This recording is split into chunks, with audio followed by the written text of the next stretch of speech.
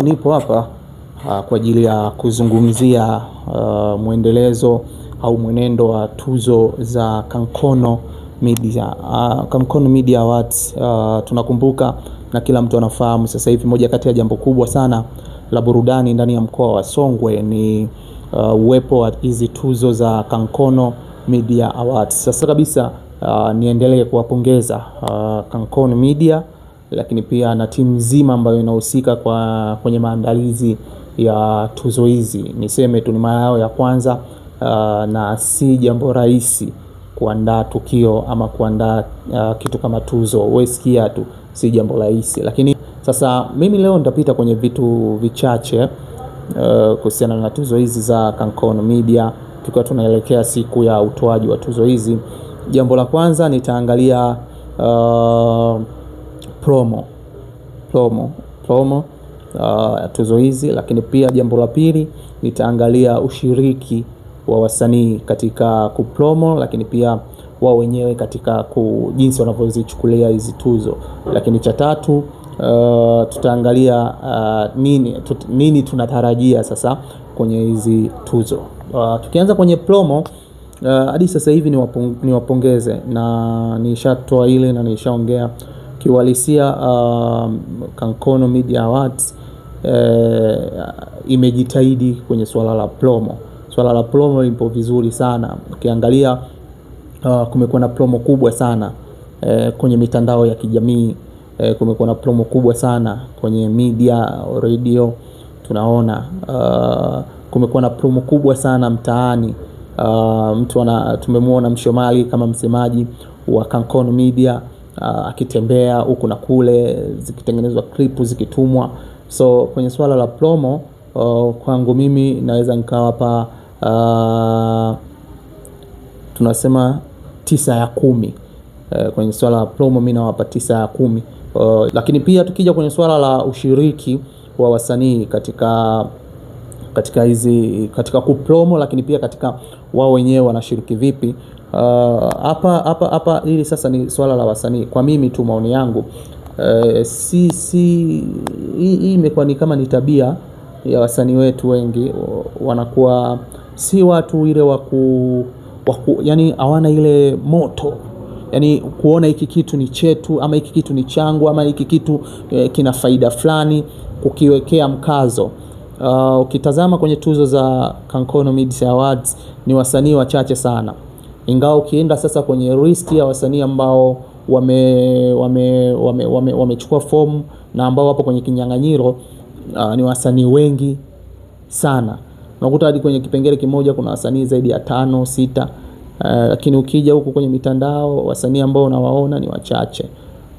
So bado time ni ipo. Wasanii, hili jambo ni lenu. Tusitoe mwanya wa baadaye kuja kulalamika. Ujue kuna watu baadaye wanakuja kulalamika, bwana hizi tuzo zina upendeleo mara hizi nini. Lakini hao watu sasa hivi wapo kimya, waoni wakiposti kitu chochote, waoni wakinini, yani wapo tu. Mimi kwa hapa bwana ni waombe wasanii tu push wote kwa pamoja, wote tusaidie kupush. Hata kama wewe ni mshiriki, endelea kupush hizi tuzo, licha ya kwamba ni za Kankono, lakini kwa namna moja ama nyingine zinaenda kuboost sanaa yetu, zinaenda kuboost harakati zetu za burudani. Lakini pia mtajua moja kati ya kilio chetu kikubwa ni kukosa wadau ambao wanaweza kutusupport kwenye masuala ya muziki. So wanapopatikana wadau kama hawa, tunatakiwa tuwaonyeshe ile hamu yetu kwamba okay, sisi bwana hiki kitu tunakihitaji. So hapa bwana nawaachia nyinyi wasanii ambao mpo katika vipengele. Hata kama upo kwenye kipengele, basi hebu jaribu kuhusika na weka namna moja ama nyingine kuweza kupush ili swala, na mwisho wa siku tarehe hilo 31 iliwe ni swala kubwa zaidi katika mkoa wetu wa Songwe. Jambo la mwisho ambalo nilitaka nisema kwamba nini tunatarajia. Kuna vitu vingi tunatarajia. Kwanza jambo liitike, siku hiyo kuwe na watu wengi. Hilo ndo jambo ambalo tunatarajia. Lakini pia tunatarajia wapatikane washindi halisi, yani ushindani uwe kwa haki, na watakaopatikana wale washindi wa tuzo, basi wapatikane kwa njia ya haki. Hilo ndo jambo kubwa ambalo tunatarajia, haki itendeke. kwenye kutafuta mshindi. Kura nani tunasema kadi za majaji zitende haki, apatikane mshindi kweli, kwa sababu tuzo za Kankono Media sio tuzo ndogo, so zitaleta picha.